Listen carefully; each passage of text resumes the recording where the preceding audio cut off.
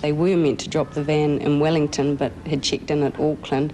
So they were due a refund because it was earlier than the date that they were supposed to drop off. We just pretended we had no cash and a cheque had to be made out and 2 signatories found for the cheque, so they sort of stalled them like that. But I believe that Mrs. Taronge was getting quite nervous by the end of it all. He was quite chatty, he was really nice, and she just looked sick. She was sort of almost cowering in the chair. And I sort of said, "Had you had a nice holiday?" And he said yes, and she said no, and I thought, oh well, better not to ask.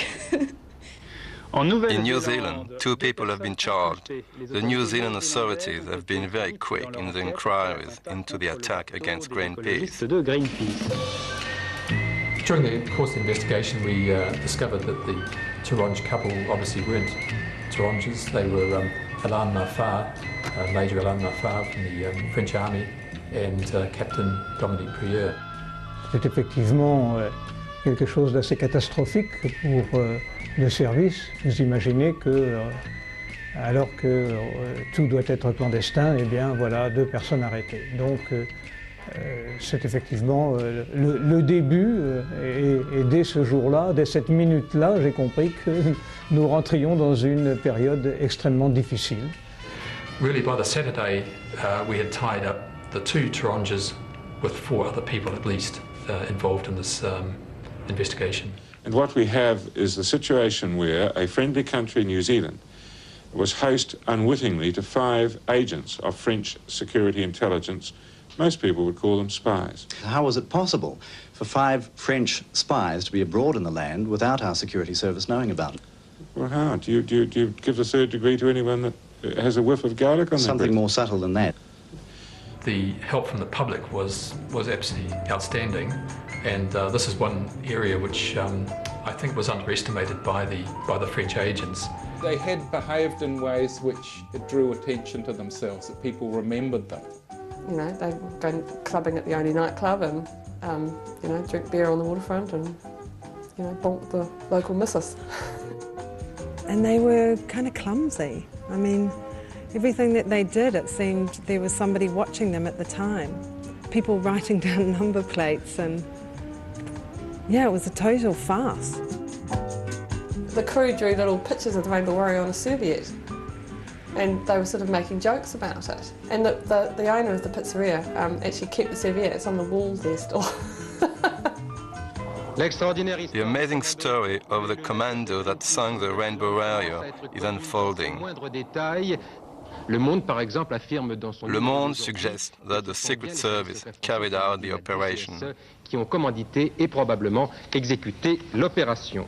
The French government is considering a special parliamentary inquiry into the bombing of the Greenpeace flagship Rainbow Warrior.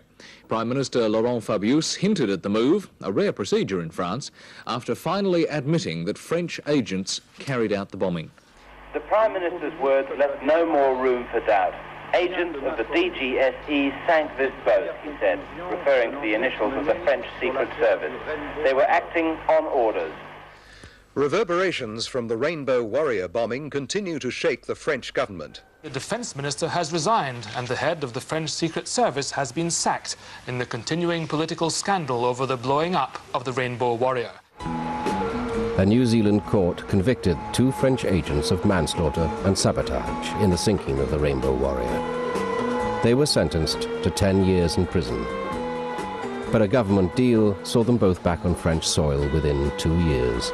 The difficulty from a police perspective is that we had done our work, if you like. We had located them, we had arrested them, charged them, and whatever happened after that was really out of our control. Within hours of the departure, France paid New Zealand millions of dollars compensation and sent a promised apology for the act of sabotage. In the French, it has more words to it, if you look at it. In the English, it says apology. That is what is wanted. We don't want any flowery language. We've got from the government of the Republic of France an apology, and that is without precedent. I mean, they obviously didn't think they were going to get caught, but nevertheless, I mean, it was a really violent response.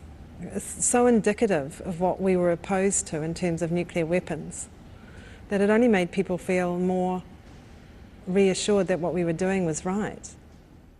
C'est pas une honte, mais pour la France, mais c'est quand même un très mauvais coup médiatique et c'est une très mauvaise image. Les actions de Greenpeace s'inscrivent dans la ligne des stratégies révolutionnaires. J'ai vu Greenpeace après comme un des fers de lance, un des moyens de cette opposition soviétique d'abord. Well, whatever else might be said about the Rainbow Warrior episode, it's been a diplomatic disaster for the French, who are not the most popular of people in the Pacific. Nom de code Tétis. Force 20 kilotonnes. Date 5 septembre 1995.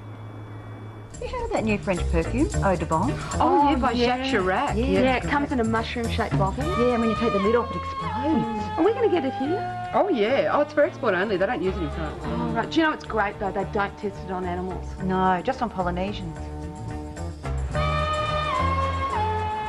In 1992, President Mitterrand had suspended nuclear testing. In 1995, the newly elected President Chirac announced their resumption.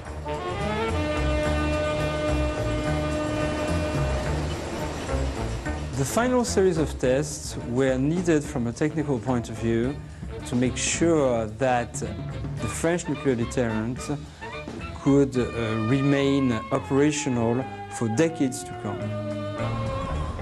The kind of warheads that France had would age, and the efficiency from a technical point of view of French deterrent would have been in jeopardy.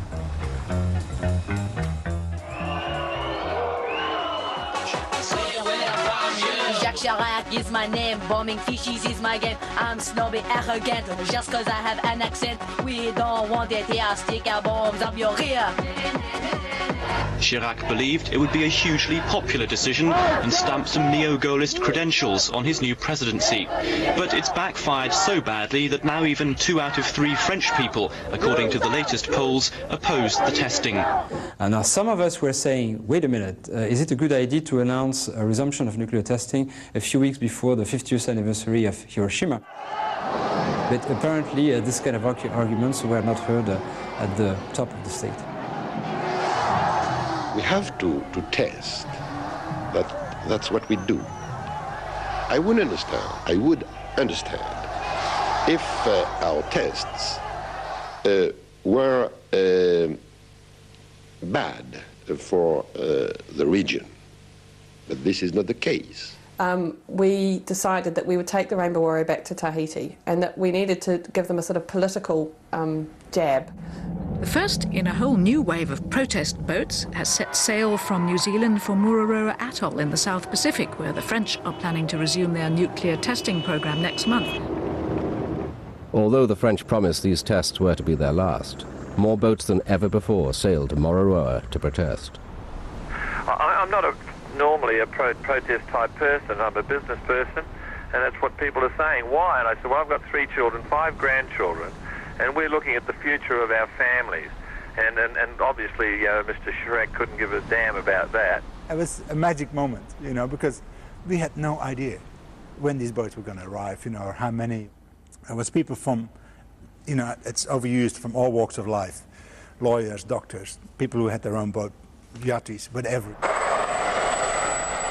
The French were constantly flying over us and just checking us out.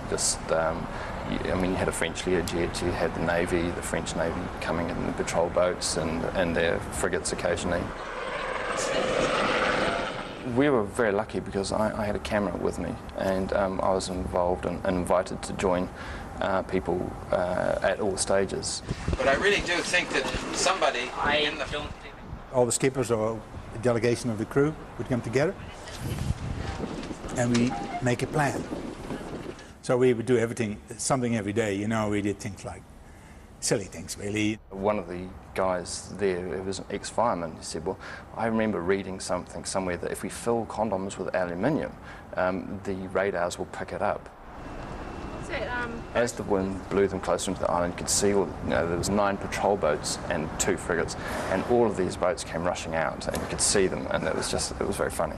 And it was really just a bit of a cat and mouse game. going into the lagoon, and the idea was to, because we knew they were going to shoot at 6 o'clock, but they never told us which day.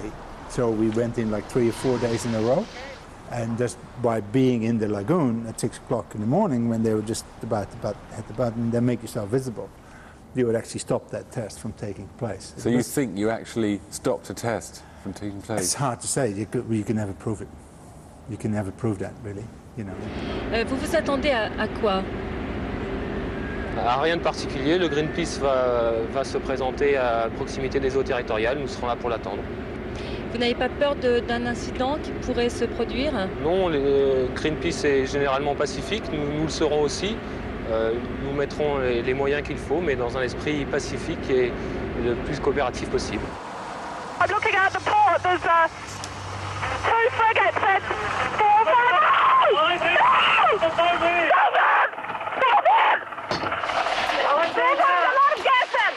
Stephanie Mills of Greenpeace describing the moment when 150 French commandos stormed the Rainbow Warrior, firing tear gas and arresting the crew.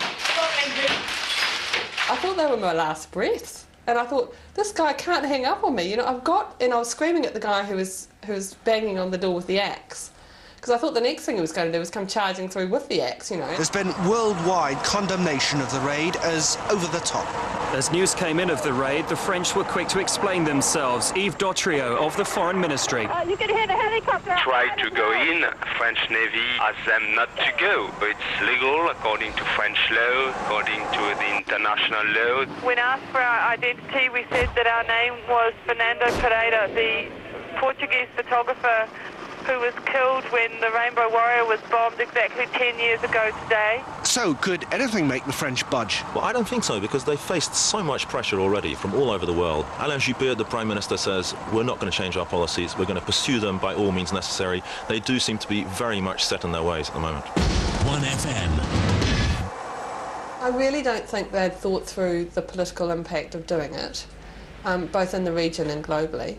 And I think also they responded as if we were terrorists. 10, 9, 8, 7, 6, 5, 4, 3, 2, 1, 0, CRT. This morning at 7:30 Australian Eastern Time, the French exploded a nuclear bomb under Mururoa Atoll.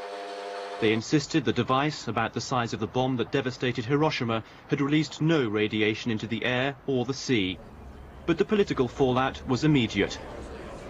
You, President, personally took the totally incomprehensible decision to resume testing of nuclear weapons in the Pacific. Tahiti is now rioting, it's got out of control, the police are nowhere to be seen. All around me, windows are being smashed and buildings are burning.